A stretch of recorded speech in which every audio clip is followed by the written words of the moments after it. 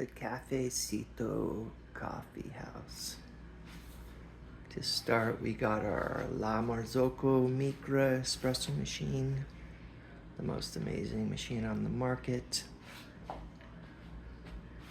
Then we have our tricked out Gaja Classic Pro with all the PID kits and upgrades you can install. The La Marzocco Express Grinder Micro.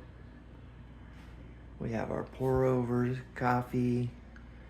We have our fellow products. We have our new grinder, the X54, and the brand new addition to our list came yesterday, the fellow Aiden coffee dripper machine, and it is amazing.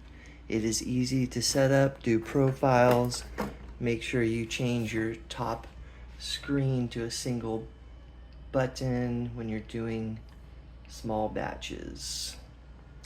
Easy to program. I just custom added a couple programs. Came out amazing with my dark roast at a 17:1 ratio.